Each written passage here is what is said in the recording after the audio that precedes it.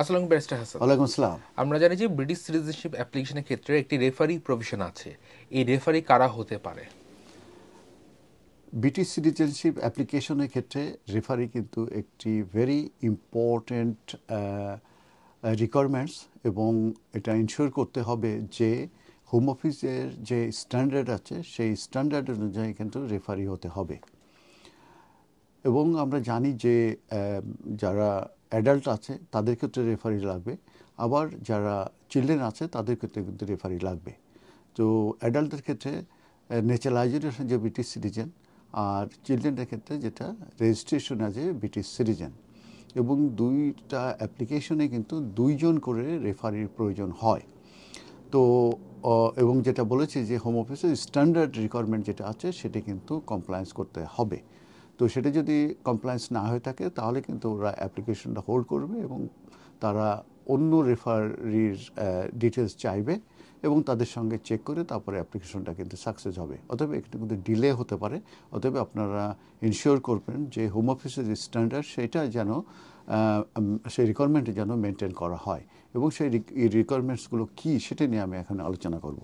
প্রথমে অ্যাডাল্টদের ক্ষেত্রে আমি বলি, অ্যাডাল্টদের ক্ষেত্রে যেটা আছে যে সেটা হচ্ছে যে দুইজন রেফারি লাগবে, এটা আমি যেটা স্ট্যান্ডার্ড বলেছি। তবে সেই রেফারি যারা আছে তাদেরকে অবশ্যই চিনতে হবে এবং জানতে হবে ওই অ্যাপ্লিক্যান্টকে অ্যাটলিস্ট 3 ইয়ার্স।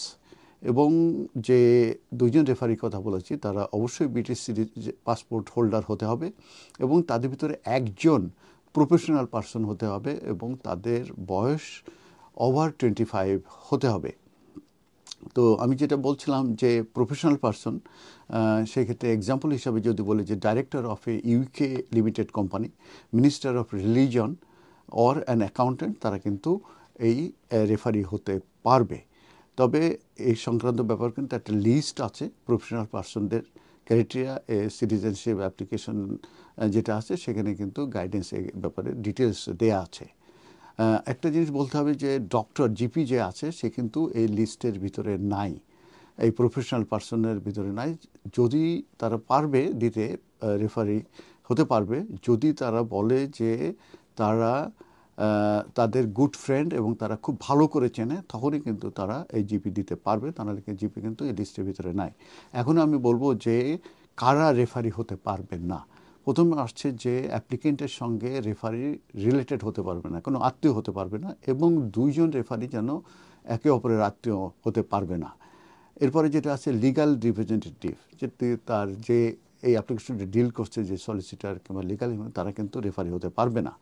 হোম অফিসে যদি কেউ এমপ্লয়েড হয়ে থাকে তারা কিন্তু রেফারি হতে পারবে না।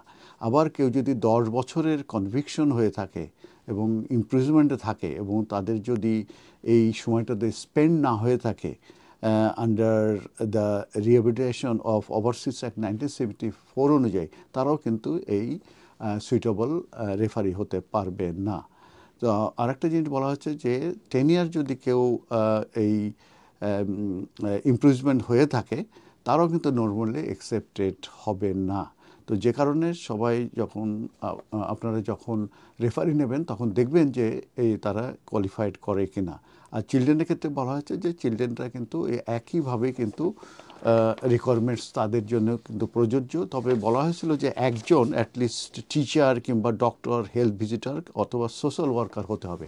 তবে এটার ক্ষেত্রে কিন্তু ডিসক্রিপশন আছে। তো হোম অফিস ইচ্ছে করলে এটা বাদ দিয়েই তারা কিন্তু যদি অন্য কেউ রেফারি হয় সেটা কিন্তু তারা অ্যাকসেপ্ট করতে পারে। আরেকটা বিষয় আমি বলবো যে অনেক সময় অ্যাব্রড, তার মানে ইউকের বাইরে যাওয়ার পরে অনেক সময় ব্রিটিশ সিটিজেনশিপ অ্যাপ্লিকেশন করা লাগতে পারে।